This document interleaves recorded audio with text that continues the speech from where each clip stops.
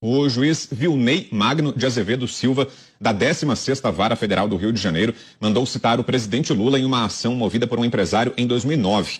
Na ocasião, o petista estava em seu segundo mandato presidencial. A ação contesta a transferência do controle acionário da Triunfo pela então controladora Petrobras Química para a Braskem, que teria acontecido de maneira ilegal e inconstitucional com utilização indevida do patrimônio público. Segundo o despacho, Lula tem 15 dias para prestar informações sobre o caso. Quais podem ser as repercussões, Dantas, dessa citação do nome do presidente? Então, o governo Lula promoveu a entrega do patrimônio público para um ente privado que tinha relação pessoal. O empresário, o Emílio Odebrecht, tinha relação pessoal com o Lula. Isso aqui, em qualquer país civilizado, onde a justiça funcione, isso aqui dava cadeia. Dava cadeia. Dava impeachment se o sujeito está na presidência e dava cadeia. Isso aqui é gravíssimo.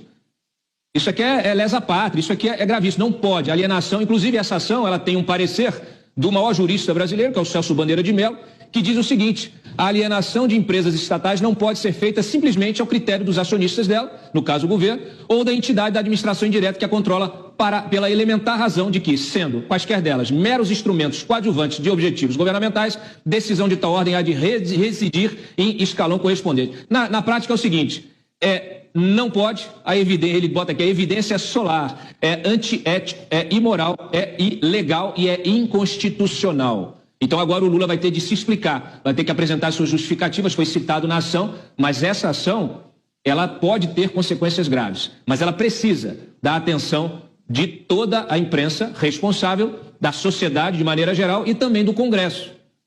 Aqui, alô, deputados, vocês que estavam aí querendo empichar o Lula por causa de declaraçõezinhas sobre o Maduro, tem aqui um grande case para poder estudar. Esse caso, ele é muito importante, ele não está sendo explorado pela imprensa de maneira geral, como deveria, pelo empresário Caio Goretzweig, que era dono, a família dele era dona da Triunfo.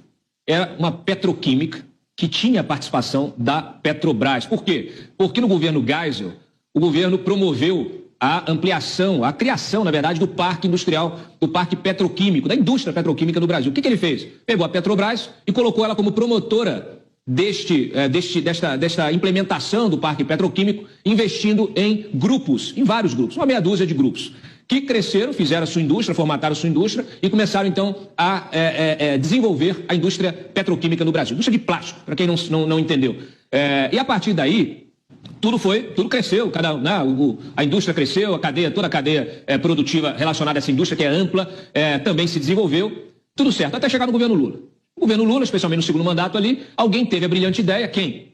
Será que foi o Emílio Odebrecht, naquelas conversas que ele tinha regulares com o Lula, nas quais ele definia os rumos da nação e colocava o seu grupo empresarial para lucrar ao máximo, porque ele já sabia para onde ia as forças produtivas, para onde o governo, para onde o Estado ia promover o desenvolvimento?